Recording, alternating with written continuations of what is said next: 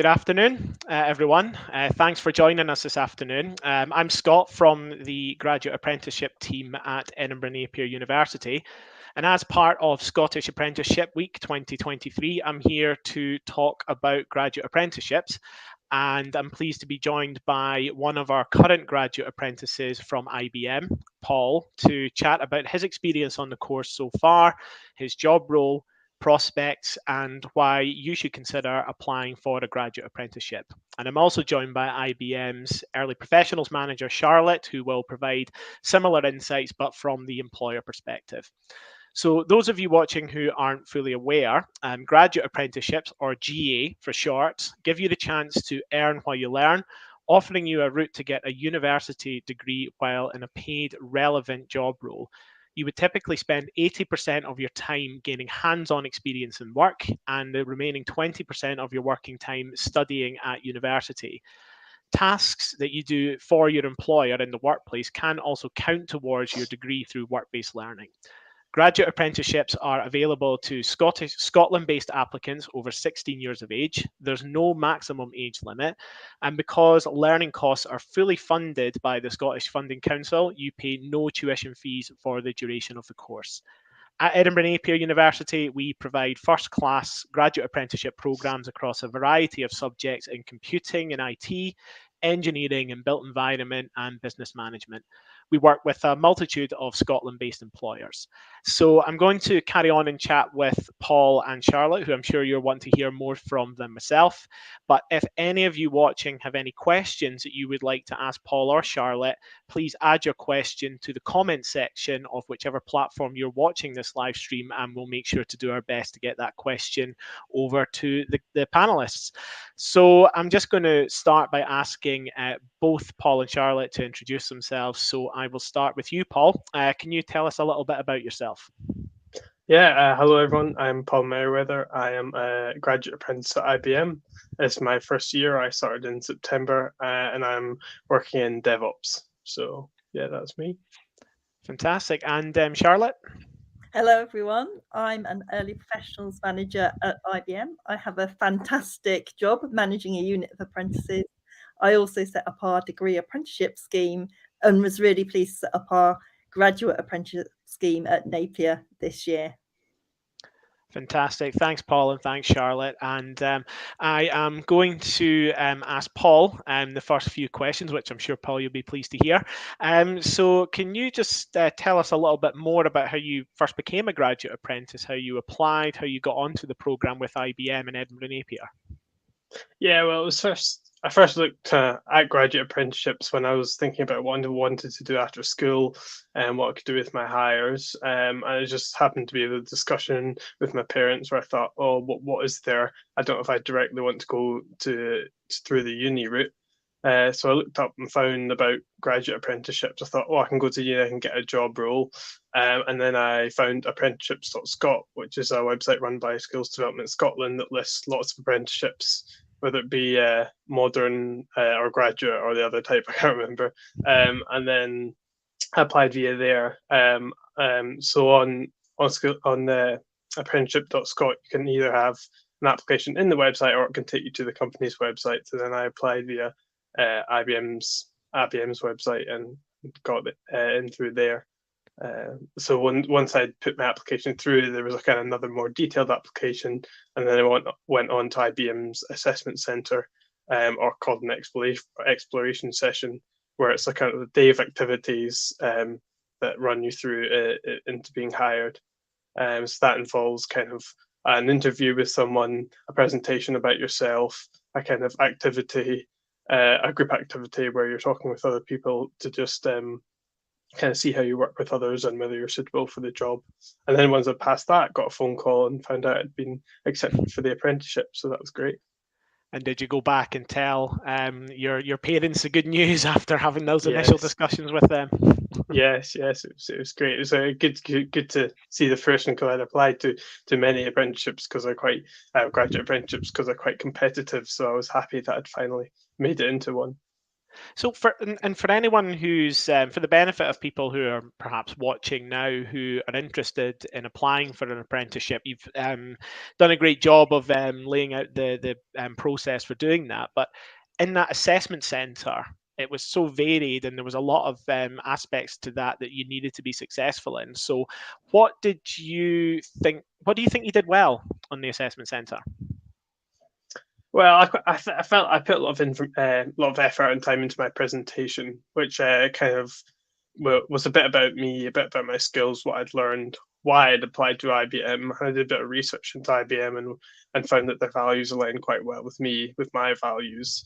So I felt like that presentation summed me up well. My execution was great. You had a sort of 10-minute time slot, and I fitted my presentation quite well into that time slot and kind of put across, a good image of myself. So I was happy with that. Yeah, and I think practice with these things is very much quite key. And you mentioned you'd applied for a number of roles as well, and learning from that experience, I'm sure, helped as well.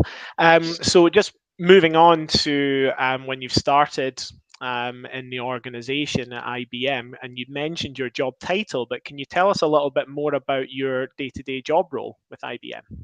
Yeah, so I'm a DevOps engineer, so that's short for development and operations. So it's a bit of kind of classic IT development where you're creating things and programming, but also an operations role where you're kind of managing code and looking for fixing bugs and that sort of thing. So I just work on my laptop, and I can do that anywhere. I can do it from home or in the office. I kind of adopt a hybrid working way of working, and then we do our work on tickets. So it's kind of a kind of outline of what the problem is, what the issue is, and then I work on that, and then I can ask other people for help, or the person who reported the ticket for help and stuff like that. So yeah, I do lots of automated things, like deploying things onto servers, the tools that we use to do that. So yeah. Yeah, fantastic. And Charlotte, could I just bring you in here actually, because we're discussing, of course, Paul's job role with IBM, but with you having more of an oversight of apprenticeships and a broader perspective, can you provide a little bit more detail perhaps on other job roles that apprentices might typically do in your organisation? Yes, of course. There are lots of roles that apprentices do, and they're supposed to be really competent across a number of different roles and really excel. So we've also got apprentices doing quality engineering testing, doing design, being business analysts, service designers. And we've also got apprentices in our sales organisation in IBM. So there are a huge number of roles that apprentices do.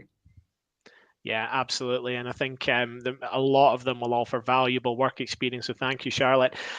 Just going to, looking in the comments here, a question from Ajith on LinkedIn. Is the Graduate Apprenticeship Programme available for students from India? So the Graduate Apprenticeship Programme is actually for applicants who are living and working in Scotland at the time of their application. So unfortunately, that's not the case.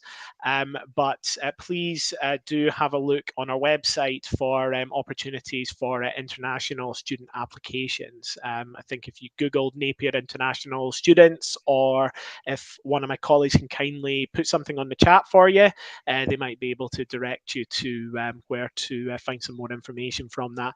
And just to emphasize as well, please do ask any questions that you have for myself or our panelists. Just put something in the comments, and we'll make sure to address that as best as we can.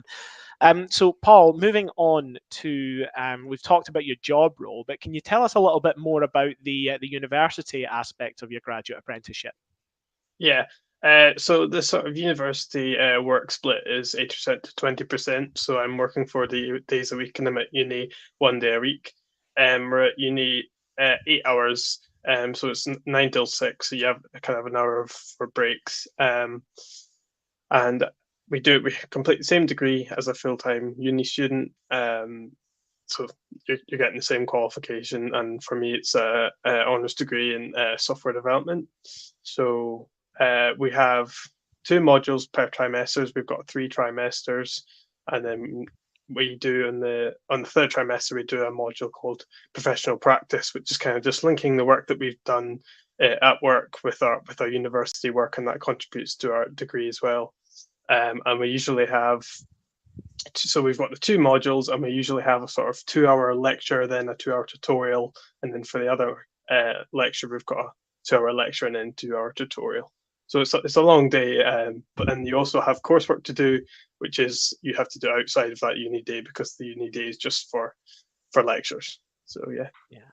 And just moving on from that, you talked about that independent study and that perhaps being one of the main considerations for somebody applying for a graduate apprenticeship, and perhaps one of the challenges. Is that something, that time management perspective, is that something that you found quite challenging on the course, or have you found other components to be challenges that you've had to overcome, particularly quite early on in the program?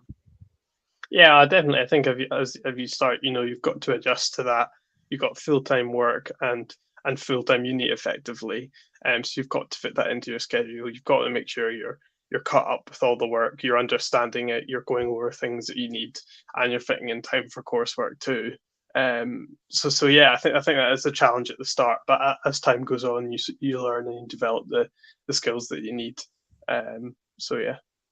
And what did you find most effective in helping managing that time? I think sort of planning out a schedule and going, okay, if I finish at this time, what time am I going to work to, and sort of set yourself a boundary, so you're not just go, oh, I've got to work for ages. Just go, oh, I'll do an hour now, and then that's me. Just setting it, making sure you have sort of short, affordable goals that you can achieve, has quite helped me. Going, oh, I finish work now, but I'll do a bit of uni work, and then I can call it a day. So that's helpful, just to sort of separate it into manageable chunks. Yeah, very much about planning seems to be at the forefront there. And just moving on from the challenges, of course, we are hoping to encourage people to apply for graduate apprenticeships similar to as you've done. So and appreciate you are in your first year, so you might not have realized all of these benefits yet, but can you summarize the primary benefits of studying a graduate apprenticeship? Yeah, well, I think the number one benefit would be that there's no uni debt, because you have a salary as a graduate apprentice. You might not get that same uni life, but you've got the benefit of earning salary, of work experience. You leave the 4 years at uni with a degree, with 4 years of work experience, so you're much more desirable than a candidate that has just been to university. So and you also have a job. For our apprenticeships at IBM, you're almost guaranteed to be kept on. So you've got a job indefinitely, really. So that's fantastic.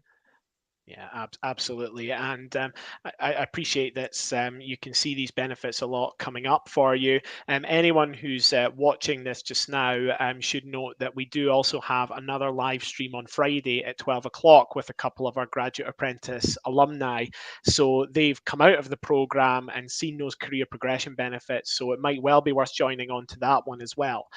And you touched on it a little bit earlier, but just in terms of your knowledge and skills, how do you feel that they've developed since you started the course? Well, I think dramatically, I've learned so many new things.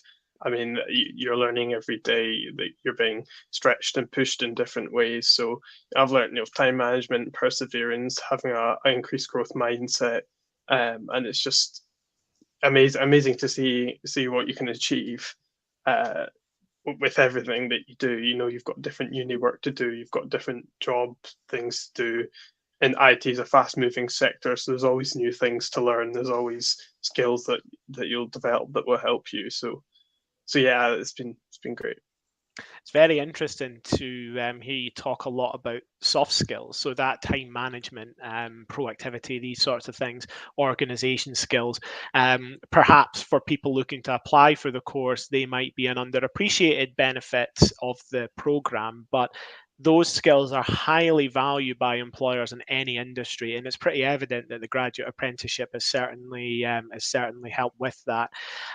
So we have another question from the chat from Michael on LinkedIn. Do you get paid during a graduate apprenticeship? Yes, you do.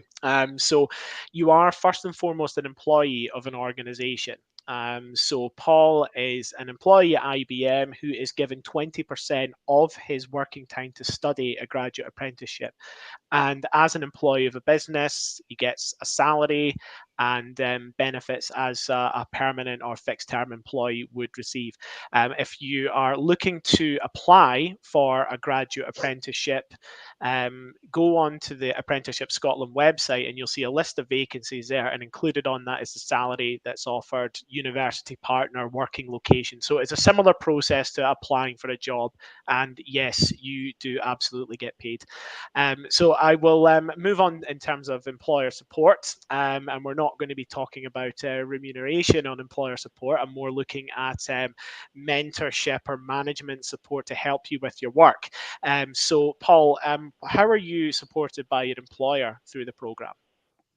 Well, in IBM, we have a kind of group called Foundation, which is kind of, as an early professional, as someone who's recently started at IBM, you get a foundation manager. So mine is Charlotte.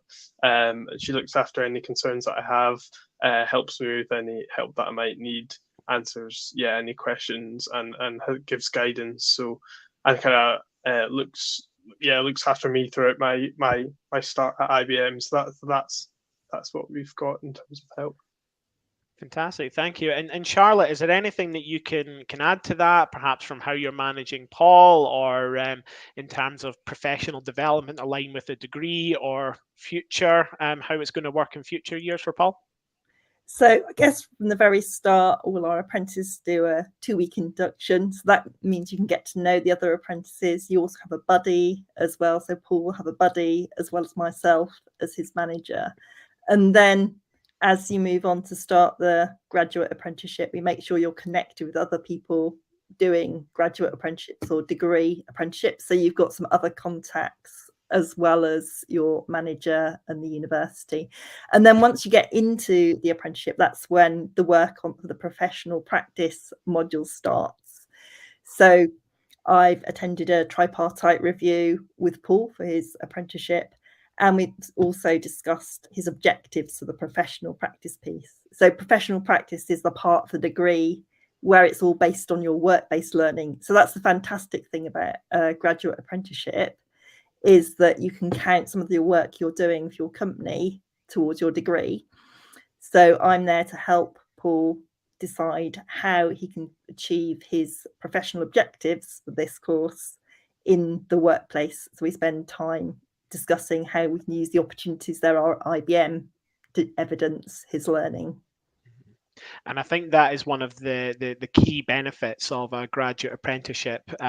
In terms of the university content, that professional practice that you mentioned, some of the theoretical modules that you would find on an equivalent traditional full-time undergrad degree are replaced with professional practice, so work-based learning modules, where we value learning opportunities that you can get in the workplace and are based on learning objectives set by the apprentice and the employer.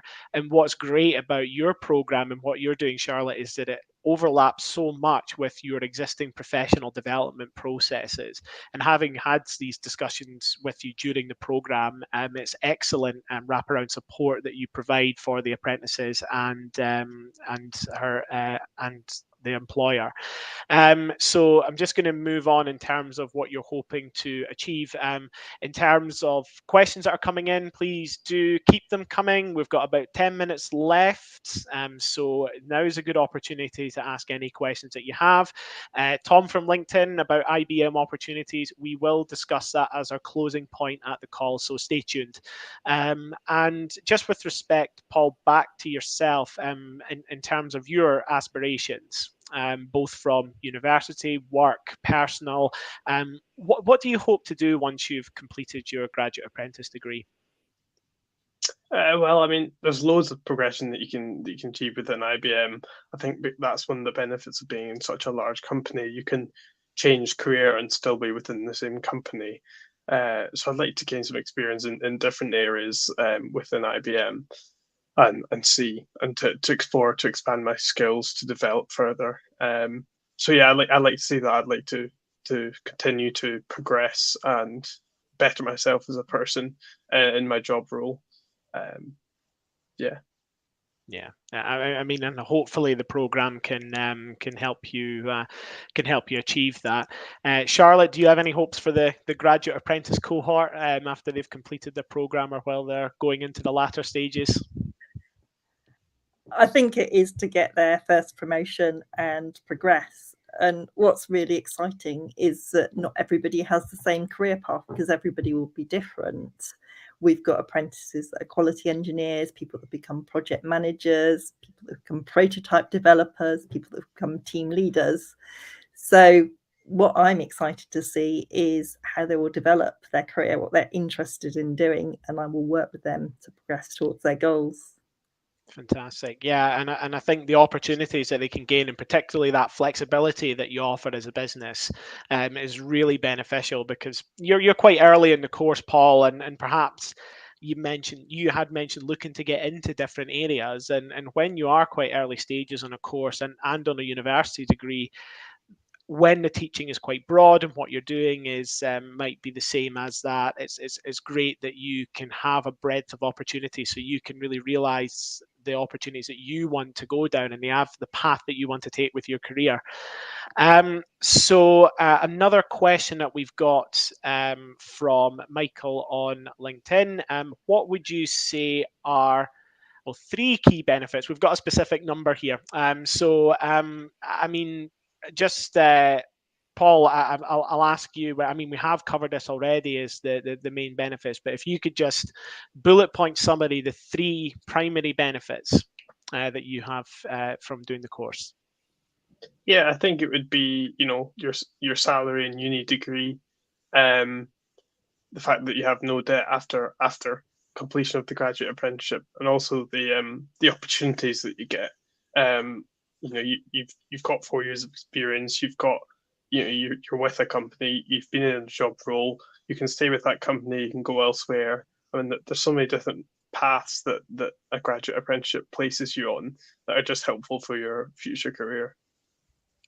Yeah, fantastic, and thank you for that question as well, Michael. And I would definitely recommend that you come onto the stream on Friday that I'd mentioned with a couple of our alumni from the program, because they're at a different stage and they'll have seen benefits having gone through the entirety of the course. So you'll get a couple of different perspectives of the benefits of the program. So just to summarize and just ask you one last question, Paul, unless we get any more from the chat, of course. Just in terms of advice that you would give to anyone who wants to do a graduate apprenticeship, is there anything that you can recommend or advise for anyone looking to apply? Well, I think for lots of employers, it's less about your qualifications and more about your skills. If you can prove that you're a good blend with the company, you'll work well, you have the right skills for the job, that will impress them sometimes more than qualifications. Now, qualifications are great and they will help you, but I think from what I learned from being through the application process at IBM is that your skills really are the deal breaker when applying. So if you're looking to apply for a graduate apprenticeship, I would say work on your skills as much as possible, whether that be skills in doing in IT or whatever sector you want to go to. Also your soft skills, your personal skills, your social skills, all that sort of thing. Presentation skills will really help you. So that'd be my advice. Yeah, and that circles right back again to that soft skills development, that confidence, being able to do presentations. These things are definitely important. And Charlotte, when you're considering applications for graduate apprentices, are these the skills that you're looking for? Is there anything else that you would particularly look for in an applicant? So at the application stage, we're looking for, first of all, a well-worded application. Paul talked about doing preparation, doing the research into IBM or whatever company it is that you're applying to. And then it is giving examples of how you've used skills. And I think it's taking that time to reflect whether you've had a part-time job, whether you've done extracurricular activities, how you can describe that experience to good effect on the application form. And then the advice when you come to exploration session, again, Paul was spot on. Preparation is key if you're asked to do a presentation, but also really going out there and doing your best at the exploration session, pretending you're being assessed if you've got pretending you're not being assessed if you've got a group exercise, just giving it your all, treating it as a really positive experience. Yeah, fantastic. And I think that preparation is key, is very much coming out from this. It's preparation and also demonstrating that you have a passion to get into the industry. And when that is clear, then these things will quite often fall into place with a little bit of practice. Now, and before addressing current opportunities at IBM, I'm just having one more look at some questions that have come through, and that is one of the questions that we need to answer from Tom. But we have a question from Irene from Facebook. When do GA trimesters usually start and finish? Which I can answer. Our cohorts commence annually in September. They're delivered over 3 trimesters over a full calendar year. Trimester 1, September to December. Trimester 2, January to April, May. And trimester 3 will be May, June through to the end of August. The summer trimesters primarily focus on professional practice in the early stages of the program. And with Paul's course, you are required to attend university 1 day per week for a full business day for 42 weeks of the year, with breaks at Christmas, Easter, and over the summer. So finally, we're just fast running out of time. Time flies when you're having fun and all that. But Charlotte, you have opportunities available at IBM just now, and a little bit of a strict, tight deadline on applications, if I'm right in saying. So people need to get on that. But can you just summarise how many roles you have available, the positions that you have available, and what that application process looks like? Yeah. So we've got 2 roles available. They're only going to be open during Scottish Apprenticeship Week, and we will close when we hit a certain number of applicants. So expecting to close by the end of Thursday. You don't panic though. You don't need to do a full application. You do a very initial short application, then you have longer to spend on your application form. I will post into the comments a link on writing applications in case that's going to be useful for anyone applying to IBM or elsewhere. The roles that we have available, we've got 2 roles available, and we're expecting those to be in our quality engineering team. So quality engineering isn't necessarily something people are familiar with, but if you're interested in software development, or if you've got no experience of IT, but you know you've got that interest there and you're working on some skills in your spare time, then it's a great opportunity. Fantastic. Thank you so much, Charlotte, and for looking at those that application advice as well. So in terms of a call to action, definitely look into those IBM opportunities if you're interested. And also for other opportunities, all apprenticeship opportunities are posted on the Apprenticeship Scotland website, www.apprenticeships.scot. For any further questions in relation to the graduate apprenticeship programs, you're more than welcome to contact our team on ga@napier.ac.uk. But just to say thank you so much, Paul, and thank you, Charlotte, for your time this afternoon, and for everyone for tuning in. So thanks again, and best of luck if you submit an application.